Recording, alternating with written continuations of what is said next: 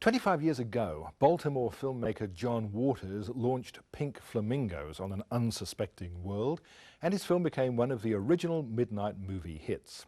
The cheerfully offensive plot revolves around Divine, aka Babs Johnson, and her demented family, valiantly defending their title of the filthiest people alive from jealous rivals Connie Marble, Mink Stoll, and husband Raymond, David Lockery. The charming John Waters, whose more recent films include the less offensive but still subversive Cry Baby and Serial Mom, was a delight to talk to about his celluloid atrocity. I was in the field with my friends making this home movie that, in a way, I hoped played 2 weekends in Baltimore, much less showing in a foreign country 25 years later. Oh, Babs, I'm starving to death. Hasn't that Eggman come yet? I love that Eggman so much. No, he hasn't come yet, Mama, but we still have some eggs.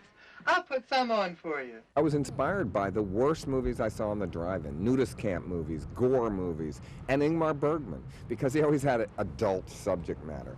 So, and underground movies, and all these, any movie with extremes, any type of movie, even Hollywood movies that were extreme with like Elizabeth Taylor vehicles and that kind of thing.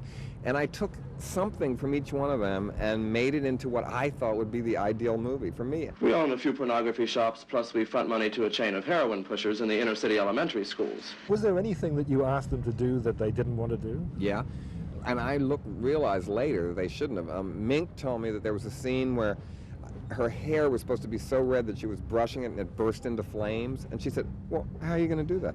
And I said completely seriously, well, we'll spray your hair with spray net and light it, and somebody will be right off camera and they'll throw a bucket of water on you. She said, no, I'm not doing it. And I didn't even think that that would hurt her. I was crazy. You know, we were all pretty nuts then, so I'm glad she said no. And the next package you bring me is getting shoved right up your little ass. Can you comprehend that? I understand, I comprehend, I understand. I met Divine because he lived 3 doors up from my parents. He moved there with his parents. But Divine was very different than you would imagine in high school. He was almost like a nerd, you know. He never went out of his house hardly. He got really beat up in school and everything. But later, he used that anger and that rage to turn it into Divine, you know. And those early movies were really vehicles for Divine's inner beauty and my mental illness. Divine, are you a lesbian? Yes, I have done everything. Drag queens were square then. There was no hip drag queens. I mean, drag queens wanted to be their mother and have mink coats, and Divine would come with a chainsaw with fake scars on his face, and other drag queens hated him. Filth are my politics. Filth is my life. Take whatever you like. Yes. How's this for a center spread? I grew up in sort of upper middle class suburbia, and there was a certain part of our repertory group that was running from that.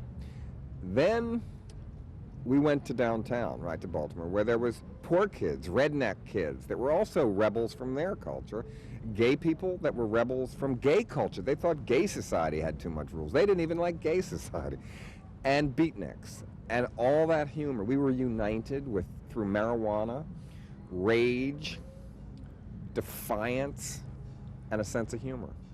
And it became this little nucleus of this group insanity where we made these movies. Now you just sit tight and I'll fry you up some big grade A treat. Over light today, Mama? Oh, no, Babs, no. It's sunny out today. I want them sunny side up. You know how I like them, Babs. You know how I like them. I was brought up to rever good taste, and how else could I rebel? By making a life of celebrating the opposite. The always wonderful John Waters. Pink Flamingos, including the scene for which it is most famous, as well as bonus footage hosted by Waters himself, opens tomorrow in Sydney with other states to follow.